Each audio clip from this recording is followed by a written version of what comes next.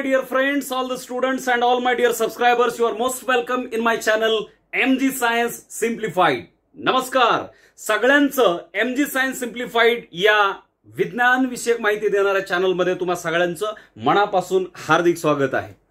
माय vision इयत्ता 6वी या राज्यव्यापी मोफत मार्गदर्शनामध्ये सहभागी सर्व विद्यार्थ्यांचं मनापासून कौतुक आणि अभिनंदन आणि स्वागत सुद्धा. विद्यार्थी मित्रांनो, आपण मागच्या लेक्चरमध्ये जमीन हा तिसरा नैसर्गिक संसाधन त्याचा आपण अभ्यास करण्यासाठी सुरुवात केलेली आहे. त्याला पुढे आपण कंटिन्यू घेऊन जातोय. जर आपण या चॅनलवरती नवीन असाल तर सगळ्यात पहिले काम करून घ्या, चॅनलला सबस्क्राइब करा आणि बाजूला जे बेल आयकॉन आहे त्याला प्रेस करायला विसरू नका, अजिबात विसरू नका, जेणेकरून प्रत्येक लेक्चरचे व्हिडिओजचे नोटिफिकेशन्स तुम्हाला मिळत जातील. एकही लेक्चर त्यामुळे मिस होणार नाही. So today we are going to learn about very important concepts my dear friends. आज अतिशय महत्त्वाच्या संकल्पनांचा आपण अभ्यास करणार आहोत. मागच्या लेक्चरमध्ये माती ही संकल्पना आपण समजून घेतली, जमीन ही संकल्पना समजून घेतली, त्याचबरोबर जमिनीचे विविध उपयोग आपल्याला कसे आहेत आणि जमिनीमुळे आपण कसे समृद्ध होत गेलो हे आपण शिकलोय. हे शहरीकरण, हे एवढे मोठाले रस्ते, मोठमोठाली जंगलं, तिथंच राहणारे वेगवेगळ्या प्रकारचे सजीव म्हणजेच प्राणी आणि वनस्पती, ह्या सगळ्यांचं जीवन अर्थात जगणं हे सगळं या जमिनीवरती अवलंबून आहे.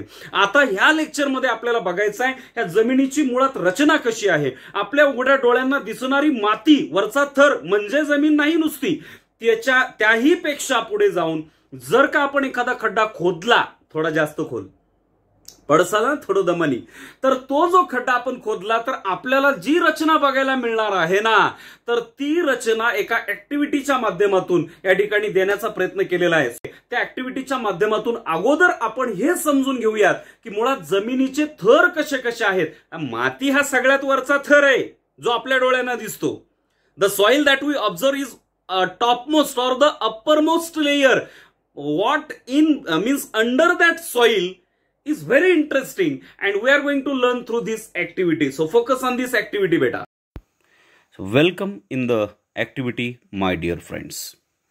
So what you have to do, first thing, take a transparent plastic bottle, a handful of soil, some stones, sand, some dry leaves and water. मित्रांनो, या कृतीमध्ये आपल्याला करायचं काय आहे नेमकं पहा. सर्वप्रथम एक प्लास्टिकची पारदर्शक बाटली घ्या. हो, बिस्लरी बॉटल रिकामी. त्यानंतर त्यात मुठभर माती, थोडे दगड, वाळू, पालापाचोळा आणि पाणी घ्या. Then what will you do next? Cut off the upper tapering part of the bottle, put the rest of the materials in the lower part and add water. दुसरी बाब आपल्याला काय करायची आहे मित्रांनो, बाटलीचा निमुळता म्हणजे टोपणाकडे असणारा जो भाग आहे ना वरचा, तो कापा. खालच्या भागात उरलेले साहित्य टाका आणि नंतर त्यामध्ये पाणी टाका. Third thing, what we have to do? Stir the mixture thoroughly and put it aside. Observe it the next day and answer. त्यानंतर मित्रांनो, हे मिश्रण भरपूर ढवळून घ्या आणि त्याचे दुसऱ्या दिवशी निरीक्षण करा व उत्तरे द्या. Dear friends, let us consider that our next day has started. मित्रांनो, आता कल्पना करूयात की आपला नवीन म्हणजे पुढचा दिवस, दुसरा दिवस सुरू झालेला आहे. So now answer the questions. Observe the bottle first.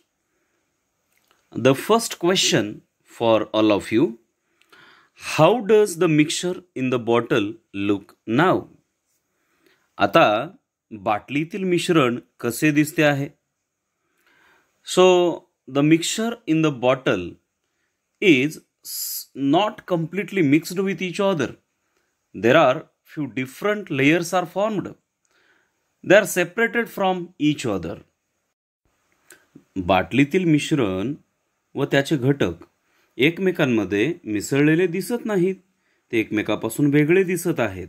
त्यांचे जणू काही थरच निर्माण झालेले आहेत. Next question, do you see layers in it? त्यात थर आढळतात काय? Yes, definitely. We do see the layers in it. होय, त्या ठिकाणी बरेचसे थर निर्माण झाल्याचं आपणास नक्कीच दिसेल. One more question to all of you. What is seen in the different layers from top to bottom? वरपासून खालपर्यंत या थरांमध्ये काय काय दिसत आहे? In these layers from top to bottom we are able to see the different layers. First layer is made up of dry leaves, then second layer is made up of soil, third layer contains the sand, then next layer which contains small stones, and at the bottom very last layer is found which contain the big stones.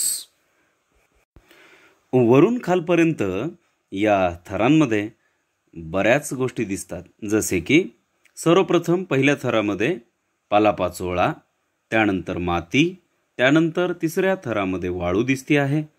त्या वाळूच्या खालील थरामध्ये बारीक दगड दिसतात आणि सर्वात शेवटच्या तळाशी असणाऱ्या थरामध्ये मोठे दगड दिसतात. अच्छा, म्हणजे जमीन खोदल्यानंतर आपली जमीन अशा पद्धतीची दिसते तर. अरे वा. I hope now you are aware about the different layers of the land. आता तुम्ही जमिनीचे वेगवेगळे थर तुमच्या लक्षात आले असतील ह्या ऍक्टिव्हिटीच्या माध्यमातून. तेच आपण आपल्या पद्धतीने, ते झाले ऍक्टिव्हिटी स्टाईल, आता आपली स्टाईल. ठीक आहे ना बेटा? आणखीन एक गोष्ट या ठिकाणी तुम्हाला सगळ्यांना सांगायला मला आवडेल. तुम्हा सगळ्यांचं इतकं प्रेम मला मिळत आहे की अगदी ते शब्दात सांगणं कठीण आहे. महाराष्ट्रातल्या कानाकोपऱ्यातून, मला माहीत नसणाऱ्या तालुक्यातून आणि गावातून बरेच विद्यार्थी आपल्या चॅनलला जॉईन होत आहेत, अभ्यास करत आहेत आणि त्यांनी केलेल्या अभ्यासाचे फोटोज माझ्या व्हॉट्सअपला पाठवत आहेत. खूप छान वाटतं ज्या वेळेला तुम्ही हाचा अभ्यास करून माझ्याकडे पाठवता. मित्रांनो, तुम्हाला आणखीन इन्स्पायर करण्यासाठी, त्या स्फूर्ती मिळावी याच्यासाठी मी तुम्ही केलेल्या त्या अभ्यासाचे पाठवलेले जे फोटोज आहेत ते या लेक्चरच्या सुद्धा शेवटी पब्लिश करणार आहे. तो तब तक बने रहिए बेटा, ठीक है ना? और चैनल को सब्सक्राइब करना मत भूलो, ठीक है बेटा? Let us have the heading in your notebook my dear friends. Structure of land. Okay, here in front of you the heading is given the structure of land. जमिनीची रचना हे हेडिंग आपल्या समोर आहे. नोटबुक मध्ये टाकून अर्थात आपण घेतलेलं असेलच. So my dear friends, to learn about the structure of the land, we must draw a diagram that is representing how different layers of the land are formed. I will draw here on the board and you will also definitely try to draw such type of the diagram with me. Okay, my dear students, here in front of you, this is the diagram which is showing the structure of the land. मित्रांनो, आपल्या समोर एका सुंदर आकृतीच्या माध्यमातून आपण या ठिकाणी जमिनीचे थर बघण्याचा प्रयत्न करतोय. या ठिकाणी एकूण 5 थर बघायला मिळतील. पहिला थर आहे ह्युमस, दुसरा आहे सॉइल, तिसरा आहे इमॅच्युअर सॉइल, चौथा आहे layers of soil and small Roxx आणि पाचवा जो थर दिसतोय तो आहे बेड रॉक. बेड झोपण्याचा बेड नाही, बेड, ठीक आहे, लक्ष द्या, बेड रॉक. सो मित्रांनो, एकूण 5 थर तुम्हाला जमिनीचे या ठिकाणी बघायला मिळतात. पहिला थर आहे कुथित मृदा, दुसरा आहे मृदा, तिसरा आहे अपरिपक्व मृदा, चौथा जो थर आहे तो मातीचा थर व लहान खडकांनी बनलेला आणि पाचवा जो थर या ठिकाणी बघायला मिळतोय तो आहे मूळ खडक. एकूण असे 5 थर तुम्हाला बघायला मिळतील. अर्थात हे 5 थर सगळीकडेच बघायला मिळतील असं नाही, कारण सगळ्यात पहिला ह्युमस किंवा कुथित मृदेचा जो थर आहे ना, तो निर्माण होण्यासाठी जास्त मोठ्या प्रमाणात पालापाचोळा हवा असतो. जास्त मोठ्या प्रमाणामध्ये प्राण्यांचे डेड बॉडीज किंवा मेलेले प्राणी त्या ठिकाणी कुजायला हवेत, तरच वरचा थर जास्त मोठ्या प्रमाणात निर्माण होतो. अन्यथा हा थर सगळीकडे बघायला मिळत नाही. जास्तीत जास्त जंगलामध्ये तुम्हाला कुथित मृदा जास्त मोठ्या प्रमाणात बघायला मिळते. एक एक थर आपण या ठिकाणी समजून घेणार आहोत. काळजी करू नका. एकूण 5 थराचं डिस्ट्रीब्युशन या ठिकाणी करत असताना, एक्सप्लेनेशन देत असताना सगळ्यात वरती बघा तुम्ही अगदी म्हणजे चिखलासारखी परिस्थिती वरती बघायला मिळते, कारण त्या मातीमध्ये जास्त मोठ्या प्रमाणामध्ये वनस्पती आणि प्राणी यांच्या डेड बॉडीज कुजून त्यांचा एक पोषक थर त्या ठिकाणी तयार झालाय. जैविक घटकाचं प्रमाण त्याच्यामध्ये जास्त असतं, सेंद्रिय घटकाचं प्रमाण त्याच्यामध्ये जास्त असतं. त्यामुळे ही सॉइल, ज्या मातीमध्ये अशा प्रकारचं ह्युमस आपल्याला बघायला मिळतं, ती माती जास्त सुपीक किंवा फर्टाईल असते, की जेणेकरून पेरलेल्या बिया उगवतात. ठीक आहे ना, बिया वाया जात नाहीत, कारण जास्त मोठ्या प्रमाणामध्ये पोषक घटक या मातीमध्ये आपल्याला बघायला मिळतात. तर असो बेटा, मातीचे थर वरून खाली जर तुम्ही बघितलात तर अगदी इथे बारीक बारीक बारीक कण बघायला मिळतात. Very smallest fine particles of soil are found on the upper most layer and then this is called as the mature soil and remaining all layers are belongs to immature soil. हे सगळेच खाली immature soil आहे. इथं तर soil नाहीच आहे, नुसतं धोंडा आहे की नाही, दगड आणि धोंडे, आणि ते पण स्ट्रॉंग, मजबूत. लक्षात घ्या बे, त्याला बेडरॉक आपण म्हणतो. बेडरॉकच्या वरती थोडस छोटे मोठे दगड धोंडे तुम्हाला बघायला मिळतील, थोडीशी माती पण आहे, पण दगडाचं प्रमाण त्या ठिकाणी तुम्हाला बघायला दिसेल. त्याच्यानंतर वरच्या थरामध्ये तुम्ही गेलात तर इथे सुद्धा अपरिपक्वच मृदा आहे, छोटे मोठे दगड गोठते, आणि स्पेशली म्हणजे याच्यामध्ये जसं की वाळूचे कण म्हणता येईल आपल्याला. ठीक आहे ना, तर या थरामध्ये तुम्हाला वाळूचे कण बघायला मिळतील, म्हणजे सँड. या ठिकाणी तुम्हाला सँड बघायला मिळेल, म्हणजे वाळू बघायला मिळेल. वाळू सोबतच या ठिकाणी मातीचा थोडासा पोर्शन असेल. सो सँड प्लस सॉइल, याच्यामध्येच तुम्हाला आणखीन काही घटक बघायला मिळतील, जेणेकरून ज्यामध्ये वेगळे वेगळे काही स्टोन्स असतील, काही वर्म्स आहेत, इन्सेक्ट्स आहेत. ठीक आहे ना, या थराबद्दल बोलतोय. ठीक आहे ना, कुठला इथे दिसतोय तुम्हाला, ही या रेषा मी या ठिकाणी आखतोय. या थरामधले फीचर सांगताना म्हणजे सँड आहे, सॉइल आहे, त्याचबरोबर याच्यामध्ये काही वर्म्स आहेत. वर्म्स म्हणजे ज्याला आपण आपल्या भाषेमध्ये आपण त्याला थोडक्यात किडे, वर्म्स आणि इन्सेक्ट्स, कीटक, इन्सेक्ट्स, एवढे सगळे घटक तुम्हाला या ठिकाणी बघायला मिळतील. म्हणजे हा जो थर आहे तो इथून सुरुवात, एवढा जो भाग दिसतोय तुम्हाला. ठीक आहे, as we go from top to bottom the soil particles are going to become large and larger. वरचेवर वरून खाली जाताना मातीचे कण मोठमोठे होत गेले, मध्ये दगड धोंड्याचं प्रमाण हळूहळू वाढत गेले, आणि तळाला बघायला गेलं तर इथं खूपच मोठ्या आकाराचे दगड किंवा स्ट्रॉंग आहेत, त्याला आपण मूळ खडक असं म्हणतो, बेडरॉक म्हणतो. तर तो घटक या ठिकाणी बघायला मिळेल. एक एक टप्प्याटप्प्याने बघूया. If the soil is mature, then topmost layer in that soil, which is found called as humus. माती जर परिपक्व असेल, ठीक आहे ना, सगळीकडेच परिपक्व मृदा आपल्याला बघायला मिळत नाही. माळावर गेलं तर कशाची परिपक्व मृदा आली आहे? नाही. ठीक आहे ना, जर माती किंवा मृदा परिपक्व असेल तर अशा वेळेला सगळ्यात वरचा थर जो असतो त्याला ह्युमस किंवा कुथित मृदा म्हणतात. बाबा रे, कुथित मृदा म्हणजे काय? What is called as humus. My dear friends, the remnants of the plants म्हणजे शिल्लक राहिलेले भाग वनस्पतीचे, पालापाचोळा, remnants of the plants as well as dead bodies of the animals are decomposed by the microorganisms and they are converted into small particles which contains a high proportion of the nutrients. Such a type of the soil is called as humus. Here the definition is given. You can write in your notebook. Okay ना, वहीमध्ये ही definition तुम्ही लिहून ठेवा. सोबत चॅनलला पण subscribe करायला विसरू नका. लक्ष द्या बेटा. तर काय असतं, जर परिपक्व मृदा असेल तर परिपक्व मृदेचा सगळ्यात वरचा जो थर आहे त्या थराला कुथित मृदा किंवा ह्युमस असं म्हणतात. मग कुथित मृदा तयार कशी होते किंवा कशाला म्हणतात? परिपक्व मृदेचा सर्वात वरचा थर जो वनस्पती व प्राणी यांचे सूक्ष्म जीवामार्फत विघटन होऊन तयार होतो. सर, विघटन म्हणजे काय हो? बे कुजणे वे, कुजतात ना वनस्पतीचा पालापाचोळा, मेलेली जनावरं नाही का, सूक्ष्म जीवामार्फत ह्यांचं काय होतं? विघटन होतं, ते कुजतात. आणि मातीचा सगळ्यात वरच्या, आता हे मेल्यानंतर तर काय आपोआप स्वतः तर खड्डा खंदून खाली नाही जाणार ना, इकडं इथपर्यंत खड्डा खंदून ह्याला पुराला का, जसं आपण माणूस मेला की असा मोठा लट खड्डा खंदून आपण पुरतो तिथं, तसं वनस्पतीचे काही फांद्या असतील, पालापाचोळा असेल, मेलेली जनावरं असतील नाही का, ते मेल्यानंतर त्यांना जाऊन कोण पुरतं का? नाही, ते जमिनीवर वरच्या थरामध्ये सापडतं, ठीक आहे. मग त्यांना किडे मुंग्या लागतात, ठीक आहे ना. So the decomposition will occur बेटा, म्हणजे त्यांचं अपघटन घडून येईल. अपघटन झालं की चुरा चुरा चुरा होऊन जाईल, नाही का, आणि ते मातीमध्ये मिसळेल, ज्याच्यामध्ये प्रोटीन आहे की नाही, प्रोटीन असेल किंवा कार्बोहायड्रेट्स असतील किंवा फॅट्स असतील किंवा आणखी न्यूट्रिएंट्स असतील, हे सगळे मातीमध्ये मिसळले जातात. आणि म्हणून अशा प्रकारची माती, ज्या मातीमध्ये ह्युमसचं प्रमाण जास्त आहे, त्या मातीला फर्टाईल सॉइल असं म्हणतात. The soil which contains large amount of the humus called as the fertile soil. तिला सुपीक जमीन म्हणतात, की ज्या जमिनीमध्ये पेरलेल्या बिया उगवतात, है ना, आणि त्यांची वाढ पण व्यवस्थित होते. जास्त मोठ्या प्रमाणामध्ये ऑर्गॅनिक मॅटर तुम्हाला या ह्युमस मध्ये बघायला मिळतो. If soil is good and mature which is fertile one, it contains 33% to 50% humus. मित्रांनो, माती जर चांगल्या प्रकारची असेल, म्हणजे परिपक्व असेल, तर त्या मातीमध्ये 33 म्हणजे 33% ते 50% ह्युमस असतो. म्हणजे humus contains organic matter. Humus contains organic matter, ठीक आहे बेटा.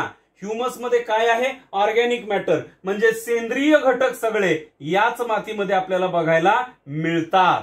तर बेटा, अशा प्रकारची जमीन ही जास्त सुपीक असते असं म्हणायला हरकत नाही.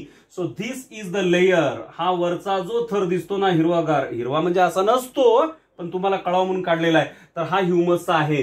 ही माती जास्त पोषक आहे. त्याच्या खालच्या टप्प्यामध्ये जायचं आहे आपल्याला. बघा, बिलो धिस, या ह्युमसच्या खाली काय बघायला मिळतंय आपल्याला, ठीक आहे. Actually maximum humus is found in the dense forest. हा पण पॉइंट नोट करा. डेन्स फॉरेस्ट म्हणजे घनदाट जंगल जर असतील, तर त्या घनदाट जंगलामध्ये तुम्हाला जास्त मोठ्या प्रमाणात ह्युमस बघायला मिळतो. I will just clean the board and will continue the further part. Okay, me board clean करतो आणि थोडा पुढचा भाग कंटिन्यू करतो. लक्ष द्या. पहा मित्रांनो, अत्यंत सुंदर आणि छान पद्धतीने तुमच्या समोर मी प्रेझेंटेशन देण्याचा प्रयत्न या ठिकाणी केलेला आहे. इकडच्या बाजूला तुम्हाला जमिनीचे 5 थर बघायला मिळतात आणि ह्या 5 थराची माहिती तुम्हाला ह्या बाजूला बघायला मिळते. पैकी हा जो वरचा जो थर आहे, जो मॅच्युअर सॉइलचा आहे, परिपक्व मृदेचा, तो यापूर्वी म्हणजे जस्ट आताच माझा सांगून झालेला आहे, ठीक आहे ना.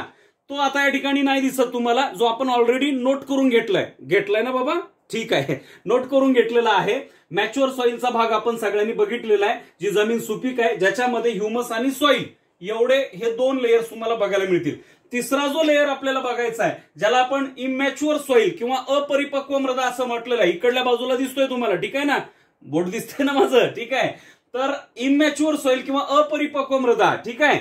The layer just below the mature soil is the layer of immature soil. या परिपक्व मृदेच्या जस्ट खालच्या बाजूला, ठीक आहे ना, त्याला असंही म्हणता येईल तुम्हाला, the layer between mature soil and the layer of soil and small Roxx is called as immature soil. Actually इथली जी मृदा आहे, दिसायला मातीसारखं दिसतंय, परंतु याच्यामध्ये बरचसं मटेरियल आहे बेटा. काय काय मटेरियल आहे? तर ते मटेरियल म्हणजे it contains the sand, soil, worms, insects and small stones. या थरामध्ये इमॅच्युअर सॉइल किंवा अपरिपक्व मृदेच्या ह्या थरामध्ये तुम्हाला काय काय बघायला मिळते मित्रांनो? तर वाळू सारखे कण बघायला मिळतील, थोड्याफार प्रमाणात मृदा सुद्धा म्हणजे माती सुद्धा बघायला मिळेल, अनेक क्रमी, वर्म्स म्हणजे क्रमी, किडे, ठीक आहे ना. त्याच्यानंतर इन्सेक्ट्स म्हणजे कीटक तुम्हाला इथंच बघायला मिळतील, आणि छोटे छोटे छोटे छोटे धोंडे किंवा दगड तुम्हाला याच ठिकाणी या लेयरमध्ये बघायला मिळतील. आता वरून आपण खाली चाललोय, ठीक आहे. सगळ्यात पहिल्यांदा ह्युमस बघितलं, ज्याच्यामध्ये ऑर्गॅनिक मॅटरचं प्रमाण जास्त आहे, तो सगळीकडे आढळत नाही. जी माती परिपक्व आहे त्या मातीमध्ये 33 ते 50% ह्युमस असतो. एवढा सगळा डेटा आपला झाला. त्यानंतर त्याचा खालचा जो सुपीक मृदेचा किंवा परिपक्व मृदेचा थर आहे त्याला लागूनच आहे. त्या थराच्या खालच्या बाजूला आपल्याला काय बघायला मिळेल मित्रांनो? हा इमॅच्युअर सॉइल किंवा अपरिपक्व मृदेचा थर आहे, ज्याचं वैशिष्ट्य काय? It contains the amount of sand, it contains some amount of the soil as well as it contains few worms, insects and small stones. छोटे मोठे दगड बघायला मिळते ना इथं, थोडेफार प्रमाणात दगड, वाळू, थोड्या प्रमाणात माती, वर्म्स आणि इन्सेक्ट्स हे सगळे तुम्हाला ह्या लेयर्स मध्ये या लेयर मध्ये बघायला मिळेल. बिलो धिस बेटा, इथं मी प्रत्येक वेळा काय लिहिलंय, बिलो धिस, इसके नीचे क्या है, इसके नीचे क्या है. ठीक आहे, वरचेवर खाली चालू आहे आपण खड्ड्यामध्ये. ठीक आहे ना बेटा. याच्या खाली तुम्हाला काय बघायला मिळतं, below this soil and pieces of bedrock are found. हा जो लेयर दिसतोय, layer of soil and small rocks, मातीचा आणि लहान धोंड्याचा किंवा खडकाचा जो थर आहे तो या ठिकाणी तुम्हाला बघायला मिळेल. या थरामध्ये थोड्याफार प्रमाणात माती आहे आणि हळूहळू काय व्हायला लागलं, आता इथून तुम्हाला कळतंय ना की जसं वरून खाली चाललो तसं मातीचं प्रमाण कमी कमी होत जातं आणि दगडाचं प्रमाण जास्त जास्त जास्त होत जातं. As we go from top to bottom, okay ना, at that time what you will observe, the amount of the soil decreases and amount of the rock increases. Okay बेटा, म्हणजे खडकाचं प्रमाण इथं वर तर खडक नाहीच आहे, इथं शेती करायचे ना भाऊ आपल्याला, ते शेती करण्यासाठी वरची माती पाहिजे. ठीक आहे ना. त्याच्यानंतर खाली थोडीशी माती कमी कमी होत जाते आणि खडकाचं प्रमाण जास्त जास्त होत जातं बेटा. So below this soil and pieces of bedrock are found, म्हणजे या मूळ खडकाचे काही तुकडे आणि माती इथल्या थरात तुम्हाला बघायला मिळेल. शेवटचा बिलो धिस इसके नीचे क्या है सर, बेटा या ठिकाणी पकड असा मजबूत असलेला खडक तुम्हाला बघायला मिळेल बेटा. मजबूत खडक बघायला मिळेल, स्ट्रॉंग स्टोन्स तुम्हाला बघायला मिळतील. Proportion of soil decreases and proportion of the rock increases at this part. इथं मातीचं प्रमाण जवळपास नाहीच्या बरोबर असतं, म्हणजे निअरली नसतंच, पण मजबूत खडक मात्र तुम्हाला बघायला मिळतो आणि त्यालाच आपण काय म्हणतो, बेडरॉक, मूळ खडक. डोक्यात घातलं तर डोकं फुटन भाऊ, लक्ष द्यावे. तर हा मूळ खडक आहे, लक्ष द्या. आणि याचं फीचर काय आहे, the amount of main minerals, the proportion of main minerals is found in this bedrock. ह्या बेडरॉक मध्येच खनिजं अडकून पडलेली असतात. खनिजं लक्षात येते ना, ही संकल्पना मागच्या लेक्चरमध्ये मी सांगितलेली आहे. ज्याला कळली नाही किंवा माहिती नाही त्यांनी तिकडचा व्हिडिओ बघून घ्या रे बाबा, लक्ष द्या. तर या ठिकाणी तुम्हाला या बेडरॉक मध्ये खूप मोठ्या प्रमाणामध्ये मिनरल्स म्हणजे खनिज बघायला मिळतात. या खनिजामधूनच आपल्याला हवे असलेले धातू, आपल्याला हवे असलेले अधातू, नाही का, हे सगळे घटक आपल्याला इथून मिळवता येतात. अर्थात त्याच्या शास्त्रीय पद्धती वेगळ्या आहेत, त्या पुढे मोठं झाल्यावर बघायच्याच आहेत. So the bedrock layer contains main minerals responsible for different color and texture of the land. मित्रांनो, या भागामध्ये नाही का बेडरॉकचा जो भाग आहे किंवा या ठिकाणी जो मूळ खडकाचा जो भाग आहे याच्यात तुम्हाला जास्त मोठ्या प्रमाणात खनिज बघायला मिळतील. ज्या खनिजाच्या प्रमाणामुळे मातीचा रंग डिसाइड म्हणजे ठरतो. माती कुण्या रंगाची असावी ते तिथं कुठल्या मातीमध्ये समजा कॉपरचं प्रमाण जास्त आहे, आयर्नचं प्रमाण जास्त आहे, लोहाचं प्रमाण जास्त आहे, तर ती माती कशाप्रमाणे दिसेल, लाल माती किंवा तांबडी माती बघायला मिळेल, आहे की नाही. तर ठीक आहे ना, ज्या प्रकारची खनिज या ठिकाणी उपलब्ध आहेत याच्यावर ठरतं की मातीचा रंग कसा असावा किंवा मातीचा पोत म्हणजे टेक्स्चर कसा असावं, ती माती कण स्वरूपामध्ये असावी का ओबडधोबड असावी, हे सगळं ठरतं ह्या बेडरॉक मधल्या मिनरल्सवर बेटा. तर बेडरॉक मधलं सगळ्यात महत्वाचं फीचर काय, मिनरल्स. मिनरल म्हणजे काय, खनिजे बेटा. खनिजामध्ये काय असतं, धातू किंवा अधातू अडकून पडलेले असतात. ठीक आहे, हा सगळा भाग बेडरॉकचा आहे. तर मला अशी अपेक्षा आहे की तुम्हाला हे स्ट्रक्चर या ठिकाणी लक्षात आलं असावं. Humus, then soil, immature soil, layer of the soil and small rocks, and last is the bedrock. Okay बेटा, मग आता आपल्याला एक प्रोसेस शिकायची जी अत्यंत महत्वाची आहे, जिला म्हणतो आपण सॉइल फॉर्मेशन प्रोसेस, माती निर्माण होण्याची प्रक्रिया. हॅव द नेक्स्ट हेडिंग बेटा. तर मित्रांनो, आपल्या समोर हेडिंग आहे फॉर्मेशन ऑफ सॉइल, मृदा तयार होण्याची प्रक्रिया. पहा, लक्ष द्या. The process of soil formation is a natural. The process of soil formation is a natural, slow and continuous. It's natural, slow and continuous process.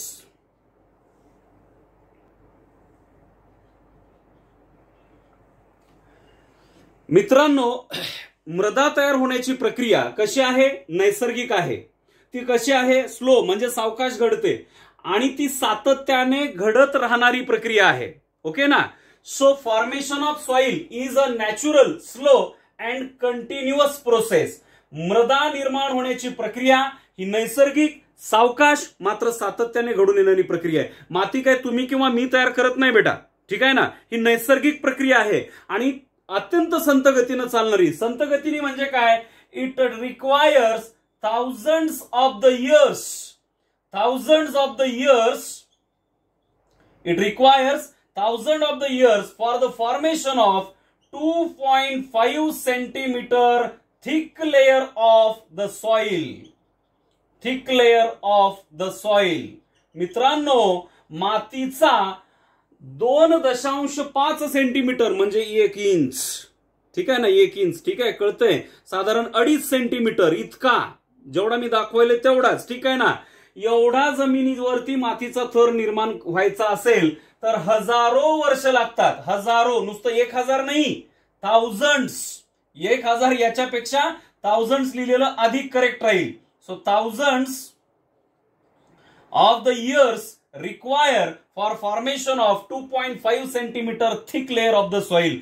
मातीचा किंवा मृदेचा 2.5 सेंटीमीटरचा थर निर्माण होण्यासाठी हजारो वर्षाचा कालावधी लागतो. आता ही माती किंवा मृदा ज्या प्रमुख प्रक्रियेतून निर्माण होते त्या मुख्य प्रक्रियेचं नाव आहे विदरिंग ऑफ द रॉक्स, खडकांचा अपक्षय. या मुख्य प्रक्रियेमधून माती किंवा मृदा निर्माण होते. विदरिंग ऑफ रॉक्स म्हणजे काय, खडकांचा अपक्षय म्हणजे काय बेटा, due to biotic and abiotic factors the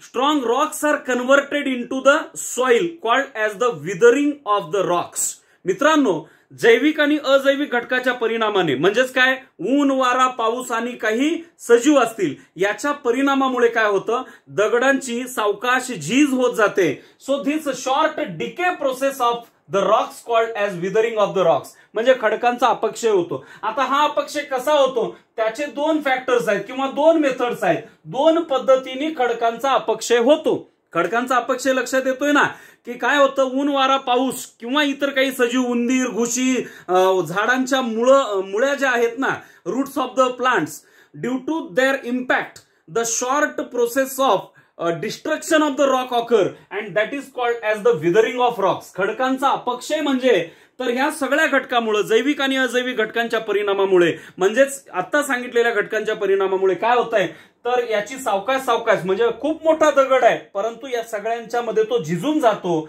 आणि त्याचं रूपांतर हळूहळू मातीमध्ये होतं, मृदेमध्ये होतं. हे होण्याच्या 2 प्रोसेस आहेत किंवा 2 पद्धती आहेत. यातली पहिली जी पद्धत या ठिकाणी सांगितली आहे बायोटिक मेथड, दुसरी आहे एबायोटिक. ह्याला आपण जैविक पद्धत आणि अजैविक पद्धत अशा 2 नावांनी ओळखतो. जैविक पद्धतीमध्ये नेमकं काय आहे, सजीवांचा समावेश आहे. The biotic method of weathering of the rock includes the living organisms बेटा. So which are those living organisms, so these are the rats, उंदीर, त्याच्याबरोबर आणखीन एक घटक असतो रोडंट्स. पहा, रोडंट्स म्हणजे उंदीर आणि घुशी, हे सजीव आहेत ना, हो सर सजीव आहेत, उंदीर आणि घुशी, रोडंट्स.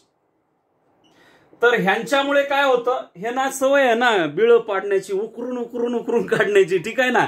ह्याच्यामुळे काय होतं, दगडांची झीज व्हायला लागते बेटा आणि त्यामुळे त्याचं रूपांतर मातीमध्ये होतं. त्याच्याबरोबर रूट्स ऑफ द प्लांट्स, वनस्पतींचे मुळं हे काय होतात, वनस्पतीची मुळं पाण्याच्या शोधामध्ये जाता जाता खडकाला सुद्धा कधी चिरून जातात हे त्यालाच पत्ता लागत नाही बेटा, लक्षात घ्या. याच्यामुळे काय होतं, तर खडकांची सावकाश झीज व्हायला सुरुवात होते. As this method includes all the living organisms, hence this method is called as the biotic method. या पद्धतीमध्ये सजीवांचा समावेश आहे म्हणून याला जैविक पद्धत म्हटलेलं आहे. बघा, धोंड्याची दगडाची वाट लावायची बेटा, तर त्याच्यासाठी हे फ्रेंड आहेत. मृदा तयार होण्यासाठी हे आपल्याला मदत करतात. दुसरे आहेत एबायोटिक मेथड. दुसरे घटक आता याच्यामध्ये अजैविक म्हणजे निर्जीव घटकांचा समावेश आहे, ते पण आपल्याला हेल्प करतात. याच्यामध्ये काय काय येतं बेटा, दॅट इज द सनलाइट, सूर्याचा प्रकाश किंवा heat of the sun's heat, सूर्याची उष्णता. त्याच्यानंतर विंड म्हणजे वारा, ठीक आहे ना, विंड वारा, ठीक आहे. त्याचबरोबर वॉटर ऑफ द रेन, ठीक आहे. कुणापासून काय मिळाले बे, लक्ष द्या, सूर्यापासून मिळालेली उष्णता, द हीट, देन विंड, ठीक आहे, वारं, त्याचबरोबर water which is obtained from the rain. तर उष्णतेचा परिणाम, वाऱ्याचा परिणाम आणि पावसाच्या पाण्याच्या परिणामामुळे सुद्धा दगडाची सावकाश झीज होते आणि rock is converted into soil due to the effect of the heat of sun. Then wind currents means हवा, वारे जोरात वाहणारे, ठीक आहे, and water of the rain which are converting the rock into soil, and this is called as abiotic method of the withering of the rocks. खडकाची झीज होण्याची, अपक्षय होण्याची ही अजैविक पद्धत आहे. आता हे काय सजीव आहेत का बे? म्हणजे उष्णता सजीव आहे का? नाही. वारे सजीव आहेत का? नाही. पाणी सजीव आहे का? नाही. ह्या निर्जीव घटकामुळे सुद्धा या खडकांची सावकाश झीज व्हायला लागते आणि त्यामुळे अपक्षय घडून येतो, म्हणून याला अजैविक पद्धत असं म्हणतात. तर ह्या दोन पद्धतीने हळूहळू सावकाश माती निर्माण होत असते, मृदा तयार होत असते बेटा. म्हणजेच झाडं वाढत असताना काय करतात, इकडं आता जे मी सांगितलं तुम्हाला, मुळ्या जमिनीमध्ये रोवतात, उंदीर आहेत, घुशी आहेत, काही आणखीन काही सूक्ष्मजीव आहेत, सम मायक्रोब्स म्हणजे सूक्ष्मजीवांचा सुद्धा याच्यामध्ये समावेश आपल्याला करता येईल. हे सुद्धा सजीव आहेत. याच्यामुळे सुद्धा दगडांची सावकाश झीज होते. आता ह्याच्यामुळे काय होतं बघा, लक्ष द्या. समजा हा खडक आहे, खूप मोठा खडक आहे, जस्ट इमॅजिन करा, हा खडक आहे, याच्यावरून पावसाचं पाणी सातत्याने वाहत जातं. कुठंतरी काय होतं, एखादी भेग पडलेली असेल याला, तर या भेगेमध्ये काय होतं, हे पावसाचं पाणी, suppose this is the following rain water and which is stored in this area. या ठिकाणी जी भेग दिसायला लागली तुम्हाला, एक फट दिसायला लागली, एक नॉच दिसते ना, त्याच्यामध्ये पावसाचं पाणी जमा झालं. आता काय होतंय माहितीये का नाही, Wien after rainy season there is the season of winter. ठीक आहे ना, म्हणजे पावसाळा गेल्याच्या नंतर त्या ठिकाणी काय येतो, विंटर येतो.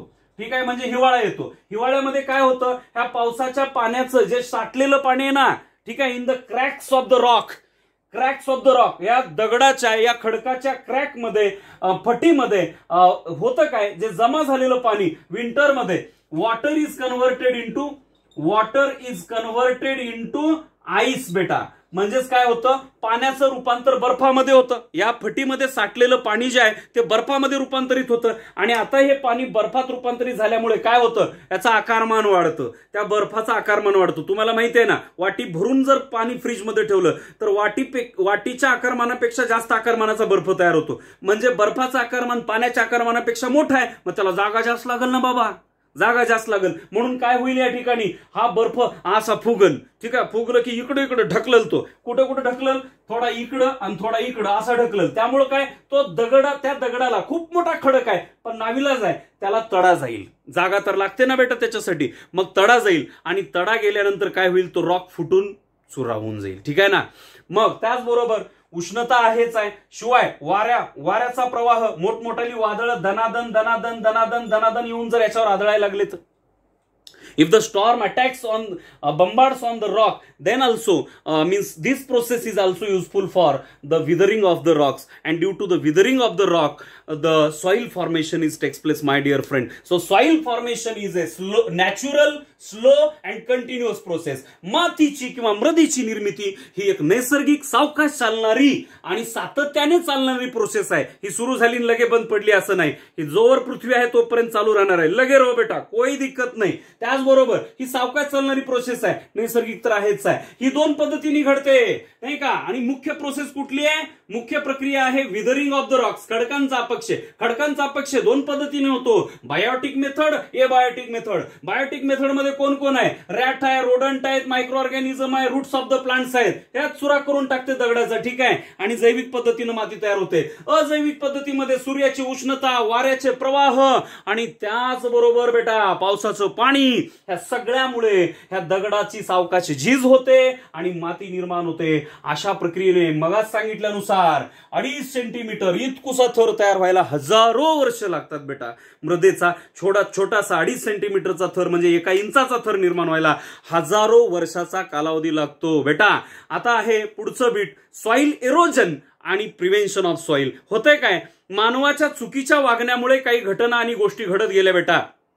म्हणजेच काय आहे की झाडं तोडली, जंगलं नष्ट केली, त्याच्यामुळे पावसाचं पाणी पडल्याबरोबर माती वाहून जाते. यालाच आपण जमिनीची धूप असं म्हणतो. What is called as soil halogen.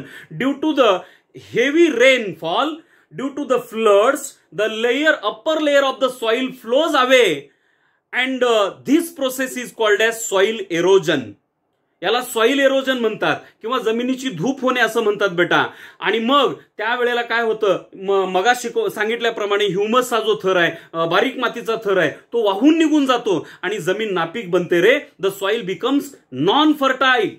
Okay ना, fertile soil becomes non fertile. छोटी छोटी बारीक माती, ह्युमस जर वाहून गेलं तर राहतं काय मातीमध्ये? काही शिल्लक राहत नाही. आपण झाडं तोडली, जंगलं तोडली आहे ना, त्याच्यामुळे हे सगळे परिणाम आपल्याला बघायला मिळतात.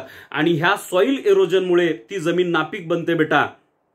जर हे आपल्याला प्रिव्हेंट करायचं असेल, जर हे आपल्याला थांबवायचं असेल, जमिनीची धूप होणं, माती वाहून जाणं जर आपल्याला थांबवायचं असेल, तर एकच काम करावं लागेल बेटा. We have to plant more and more trees. We have to cultivate the grass on the cover the land with grass. ठीक आहे ना, झाडं लावा, जमिनीवरती गवत लावा, जेणेकरून काय होईल, पडलेलं पावसाचं पाणी असं वाहून मातीला सोबत घेऊन जाणार नाही, जेणेकरून माती वाहून जाणार नाही आणि जमिनीची धूप होण्यापासून वाचेल. So what are the techniques to prevent the soil erosion? The very important technique to prevent the soil erosion is plantation of the trees or cover the land with grass. Plant small bushes, म्हणजे छोटी छोटी जी झुडपं आहेत, छोट्या छोट्या वनस्पती, त्याचबरोबर छोटंसं गवताचा थर जो आहे, म्हणजे डेड ग्रास नाही, गवत लावलं पाहिजे, जेणेकरून ते काय करतात, त्याच्या मुळ्या मातीला घट्ट धरून ठेवतात. पाऊस किती जरी बद पडला तर काय होईल, पाणीच वाहून जातं, माती वाहून जात नाही. So we can prevent the soil erosion by these techniques and methods बेटा. I hope you have understood all the details of structure and layers of the land as well as the process of formation of soil. बेटा आता आपण त्या भागाकडे जातोय ज्या भागामध्ये विद्यार्थ्यांनी टाकलेल्या अभ्यासाचे फोटोज या ठिकाणी तुम्हाला दाखवतोय. ओके,